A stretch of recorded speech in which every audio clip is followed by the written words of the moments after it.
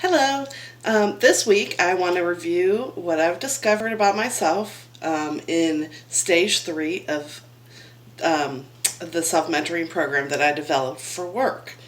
I went back and I read from The Invisible Leader by Dr. Carr, and I reviewed stage 3 to make sure that I was hitting on all the points because I know I had a problem with stage 1 of making sure that I was explaining myself well. So I wanted to make sure that I covered everything.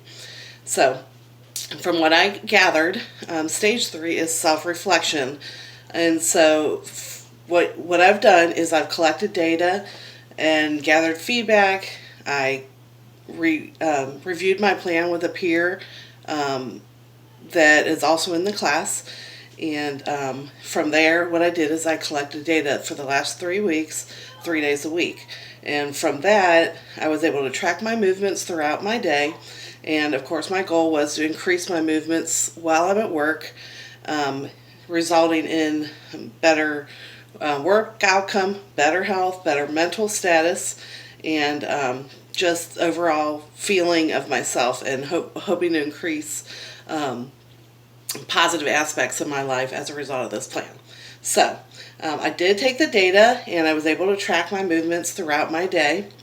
And then what I did is I took that information and I compiled it into a chart to help me understand the outcomes.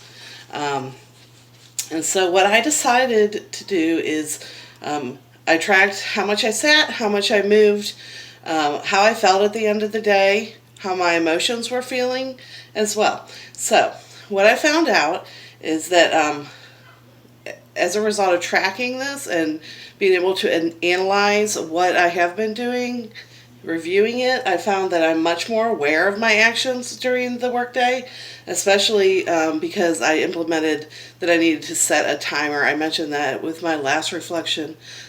You get so busy at work and you forget time. And so I began implementing the program to where I set my timer on my phone for every 2 hours. I was able to get up and stretch or move in some way to get me out of that, you get into this big mental zone and you forget about your other needs. So I found out that the timer really helped me stay aware. I also found out that I began looking forward to the little breaks. I would be checking sometimes my timer to think, have I been working for 2 hours? And that to me, that tells me that I really do need these breaks for physical movement to improve my mental status, the way I'm feeling throughout the day. And I want to make sure that I don't take away from my work and have less output, which doesn't seem to be a problem. It seems to be that it is all working out just fine. I'm still able to be as productive as I was. I also noticed again that my schedule creates some problems with the program because, for example, like there was some days where I had to be in Dr. Moody's class to help her. And so, like, that's a 3-hour class in the morning, so it wasn't appropriate for me to get up and leave because I was engaged in things. So I just had to work around things like that and then try to make sure that I'm more aware of what my day is going to be like in the beginning. So, like, at the beginning of the day, I would kind of figure out where I could make those physical movement breaks. I wanted to be sure that I was able to self-mentor, and if I wasn't able to do those breaks, then I wasn't really following the plan.